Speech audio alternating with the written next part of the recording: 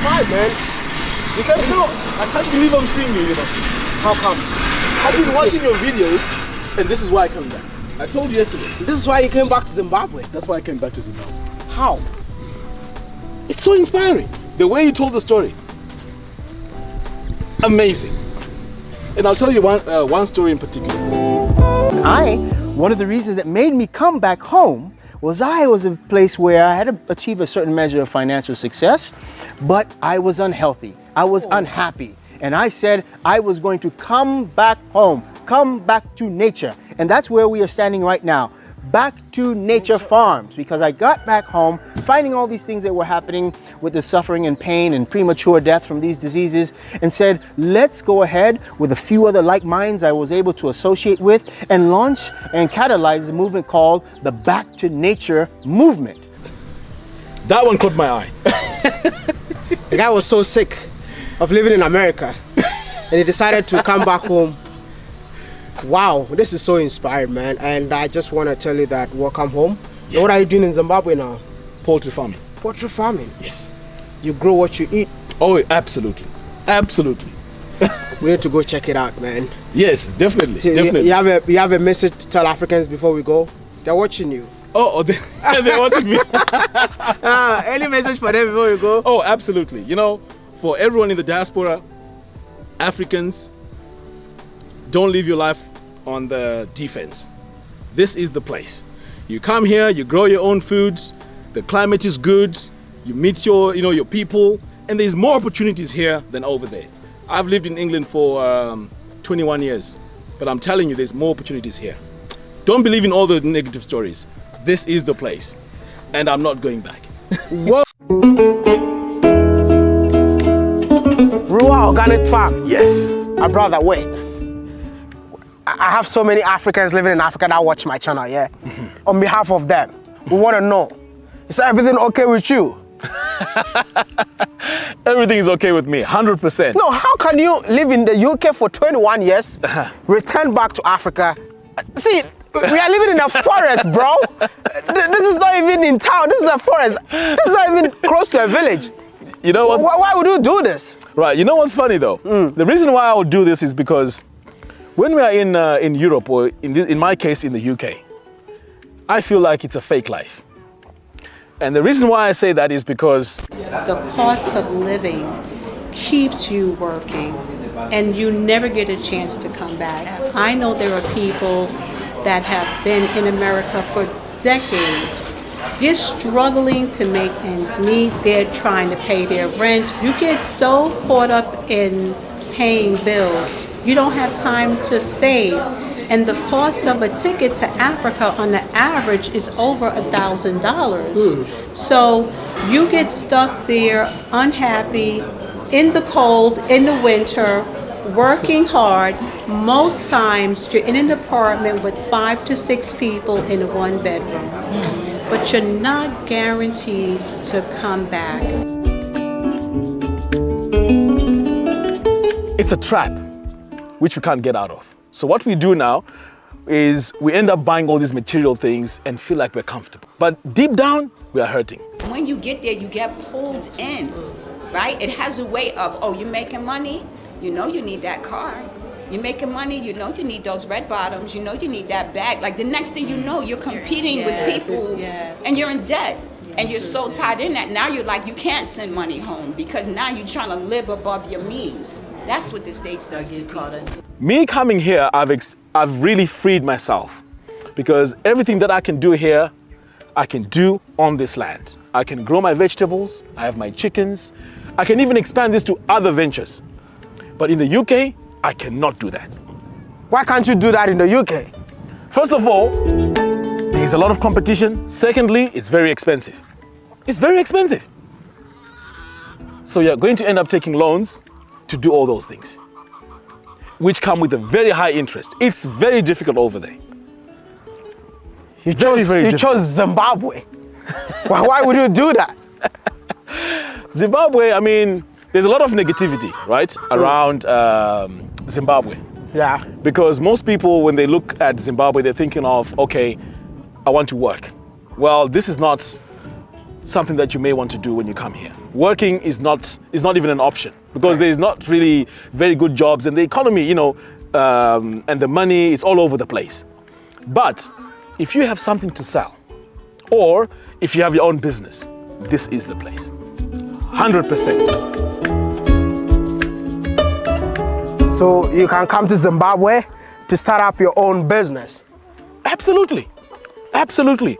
Because you realize that there's over 1 billion of remittances coming from the diaspora to Zimbabwe. 1 billion a year.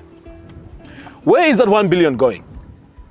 It's going to people who have a product or a service. But if you don't, and you're just sitting here without anything, of course you'll be complaining. So what I would say to a lot of people here and in the diaspora is, find a service. Find something that you can provide that can, something of value, you know? You will make $20 here, $10 here, it's enough for you to survive. Definitely, 100%. Do you own this land? Yes. You bought it when you came back? I bought it while I was in the UK. You see, it's like you're planning your return. Absolutely. You know, it's actually funny because a few years back, my kids were actually joking and saying that, you know, we see you on your farm growing your own food, and that has become a reality today. So this plan was there for a very long time. But the challenge I had was, remember I mentioned that it's a trap living there. I was trapped for about 10 years. I was really working there. I did all the jobs. Cleaning, working in factories, all of that, I did it. But what I realized is the money is not even enough to save. It's not even enough to save for you to do something here, even if you're working double shifts, because the tax is very high and the cost of living is very high. So on average, everyone ends up borrowing money to survive or to want the nicer things. The only breakthrough I had was I created my own business, an online business. That online business now gave me the opportunity to start saving money. And when I started saving that money, my mind and my focus was back home. Were you living or surviving in the UK? I was surviving. I was surviving. 21 years of surviving. Yeah, survival. How long have you been here? 2 months. Are you living or surviving? I'm loving it. I'm loving it. Oh my loving goodness. You see, if you've never been out there, you will never understand what you're saying. So I want you to convince Africans living in Africa. Do you think there's opportunity in Africa for Africans? Absolutely. You see, for example, Zimbabwe, right? I mean, I won't speak for other countries because I haven't been there. But for this country, think about it. When we were colonized, what did the white people do when they came to this country? They came and grabbed the land, right? So, I believe, I may be wrong, but I believe that there's plenty of land, even in the rural areas. Anyone can still do something there and still make money. Slowly, slowly. I'm not saying we all become farmers, we're making millions, but I'm talking about survival. So land is the most important thing. Without land, you are nothing. Without land, you're nothing. You are nothing. Hey, it's a deep statement. You know that? Yes, yes. Because think about it. With land, that's where you're going to build your house to stay. With land, that's where you're going to grow your crops to eat. With land, that's where you get all your minerals. So without land, you're nothing. Which year did you leave this country? 2001. And why did you left in the first place? Right. When I left the country, my main thing was to study abroad. Right? So I went to study IT. But I was in two minds about going there. So I was in a relationship with my wife now. So really, I had to go and be with her. But at the same time, the studying was at the core of me leaving. Because I was at the time of the dot-com boom. You know, the Windows, the networking. That was like the time. So I went there, did my Cisco networking course, But at the end of it, I realized I can't even get the jobs. I can't even get the jobs that I really wanted because there was serious competition. So I had to survive. So I started doing all these jobs and cleaning, loading trucks, picking and packing. So it was really, really tough. But my main goal to go there was to expand my knowledge, in education. That was the main thing. But now I've changed my mind. Why? I've realized education is good, but you're getting a salary. When you have your own business, that is where you have power. Yes, I'm not saying people shouldn't work. It's good to work. But for you to have like really, really good money, you have to be in the top paying fields, like engineering, doctors, and that kind of stuff. But if you're just working an average job, it's tough. I'm so much interested in the fact that you're saying you're doing cleaning, working in factories. How many percentage of Africans living in the diaspora are doing such kind of jobs? Quite a lot. Quite a lot. Are they the same people that when they come back to Africa, they look flashy out there?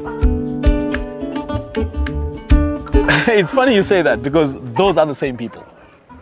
Those are the very same people who, when they come here or on social media, they all have all these fancy things. But deep down, there's no way they can afford those things. This is where I said it's like living a lie. Because there's a lot of credit out there.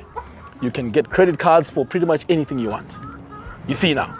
So it's giving a false perspective of how people are in the diaspora compared to the people over here. So even what I'm saying now, people won't even believe what I'm saying. Because people believe what they see. Exactly. If they see something on social media, that's what they believe in. You know what? Right now, I don't even believe you because all I want is that your passport to go to the UK and then come back. And I'm also going to tell people that don't go. But for now, I need to go and experience what you experience so that I can tell my story in my own way. Yes. I mean, what are you doing right now? Right now, in fact, before I answer that question, remember I told you that I have my online business? Right, where I teach people how to become successful online, start an online business, do web design and courses as well. Yeah. So during COVID, I made quite a lot of money. So the question now I had was, what do I do when I come back here? That was the key question. Because I could come here, have a house, but then again, how do you survive? You have a house, you're in your house now. Yeah. How do you You don't have survive? any business. No business, nothing. How do you survive? Right? So this is where I thought to myself, two options, either mining or farming. But mining is very complicated. You need a lot of machinery, you need so much. So I chose farming. Wow. So within the farming itself, I thought to myself, what really can I do to really give value?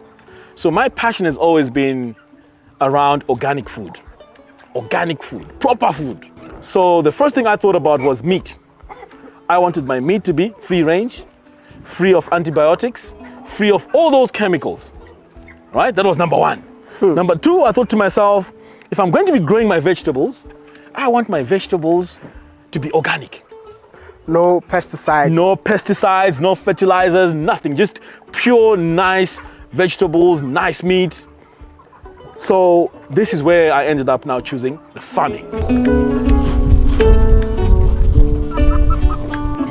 You lived in the UK, you come back to be a farmer.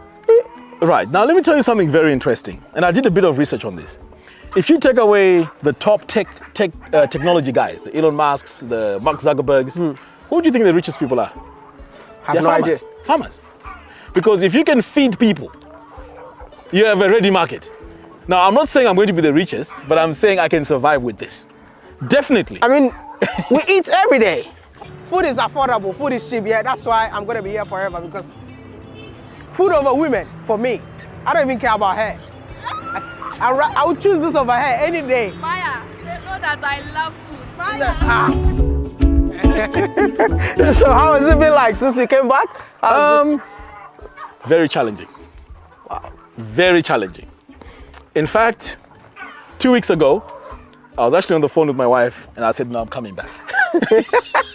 Africa can frustrate you. I was super frustrated. Now, the challenges I've had so far is, you know, in business, you can have the very best product, but if you don't have a market for it, you're useless. So, having lived out there for 21 years, pretty much I don't know anyone here. So I'm coming in blind. So I had a total of, right now, I think we have about 800 chickens altogether. Yeah, there's a few behind there, I'll show you as well. So when I got here, it was about 1,500. There's so many of them. So the cost of feeding them is just crazy. And no one is buying them. So money is going out, No money coming in. Yes, this was my main challenge. But I had a breakthrough. I had a lady who owns a restaurant. She wanted some chickens, 20 per week. Wow. And at $10 each. So you can imagine that's $200 a week already, right? It's not all profit, obviously, because, you know, I feed them and all of this, but that was my starting point. She also knew someone that came and bought 200 chickens. And all of a sudden now, I'm in business. All of a sudden, you've changed your mind of not going back. Oh, yeah. Now I'm really not going back. Does it mean that it's a lucrative business? Absolutely. This business now, in fact, I want to show you the future developments. You see, these structures here, when I built them, they were temporary structures. I wanted to experiment and see if this really works. Now I'm super convinced that this business actually works. Because the way it's going to be structured is, this business is for people that care about quality food. Wow. If you care about good food, what you put in your stomach, that's my target audience. But I love this, you know, the fact that it's a free-range chicken, that's the best, you know. Yes. I love free-range chickens, though. Right, very good. Where did you get this technique from? YouTube.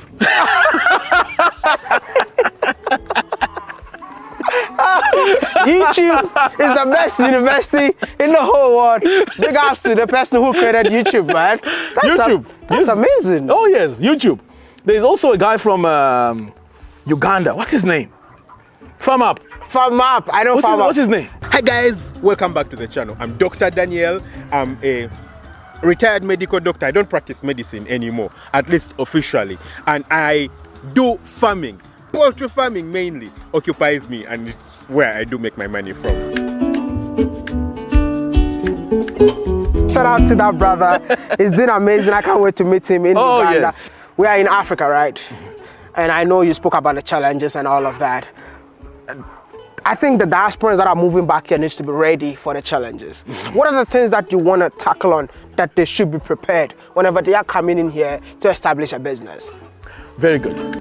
So if you are coming from the diaspora, coming to, back home, first of all, you have to plan, right? Planning is very, very important. If you come here with 10,000 US dollars, it's nothing. I'm telling you, it will just go like that. So you need to plan, make sure you know what you're going into, do your research, and preferably, if you can set something up while you're there with someone who you can trust, right? So that you secure whatever business it is that you want to go into, and then come. So it's more advisable to do the planning and make sure you have everything that you need in place. Because if you come here with cash and then work it out when you get here, it's a no-no. That one is very difficult. You don't work things out when you're on the ground here. It's tough. You came by yourself? I came with my son. Actually, the only person who followed you? Yes. Come closer. Come closer. I want to ask you a question. Yes. Your dad forced you to come along with him, eh? No. You wanted to come here? Yes. I just finished my A-levels, so I'm taking a gap year before I move to university. Oh, okay. So now you're going to go to the university in the UK? Yes. Okay. But I want to know, since you are here, how was life in Zimbabwe? It's been very good. I think there's a very big difference in terms of living in there and then coming out here. I think it's a lot more free. There's a lot less stress because I think everyone is just more. It's a friendly environment. I think there's a lot. Are you trying to say you are not free in the UK? Not at all, but I think like the environment here, it's a lot stress free. I think even in general, even people who are working, they're generally happier. They're eating good food. They're breathing good air. What are you gonna tell your colleagues who have never been to Africa?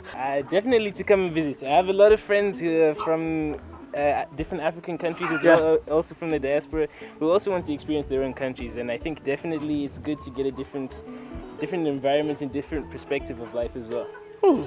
Thank you. I didn't tell him to say that, by the way.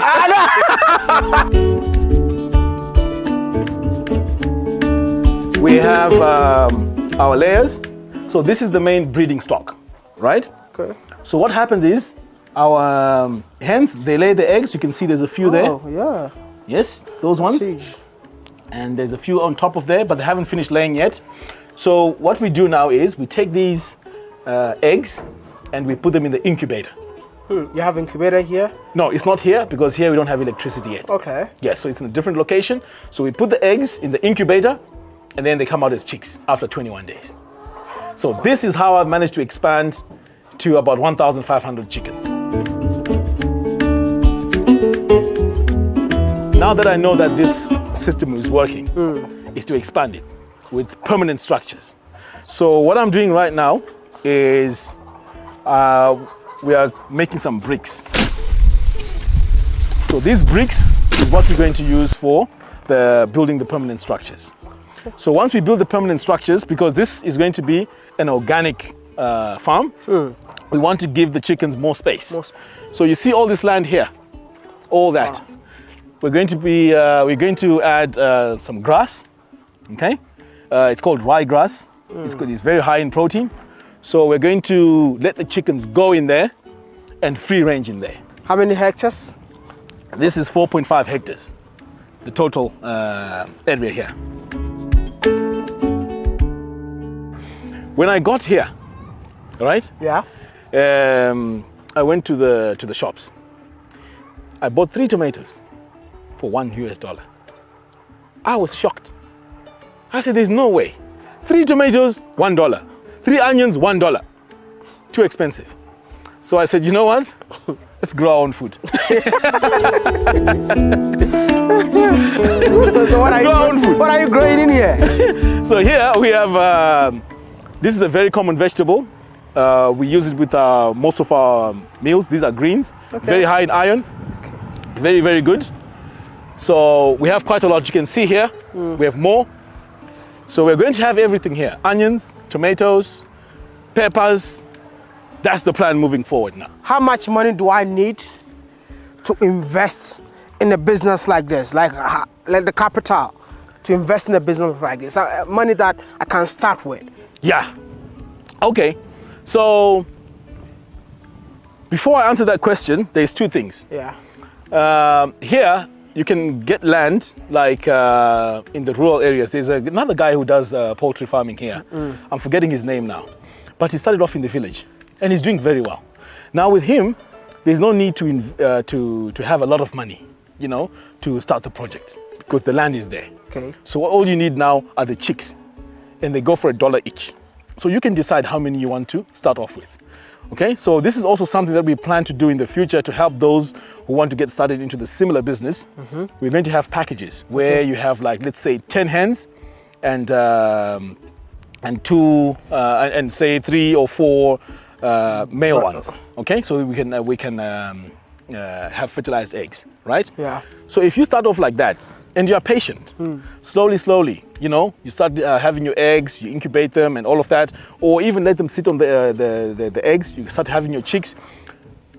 It's a very easy business to get started. So I would say even as low as $200, $300, you can start this poultry business.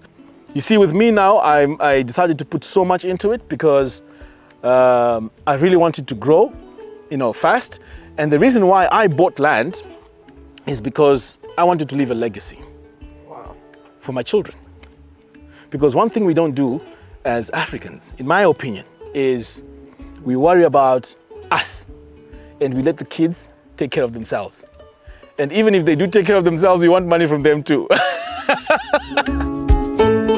Do you think agriculture is the future? Absolutely. Without agriculture, how do we survive? Think about it. How are we going to survive? Even just health-wise, how do we survive without agriculture? There is no way out of this one. Agriculture is the way. And like I said earlier on, the money that you make here, you can survive on as little as $1,000 a month. But that is not even possible in the UK.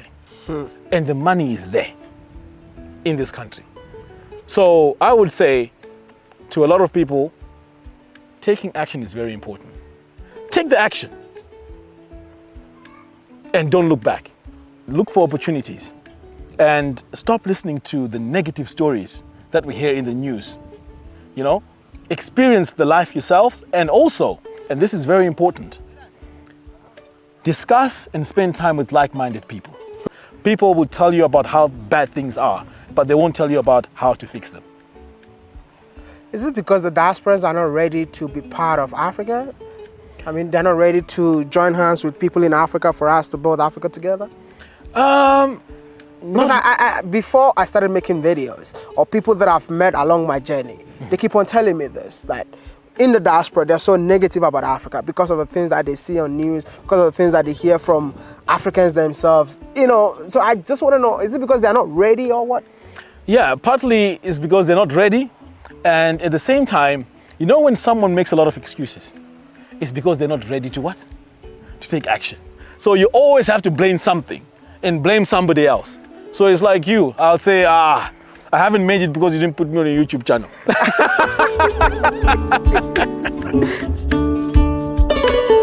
Listen, if you had a chance to change one thing in Zimbabwe, what will it be?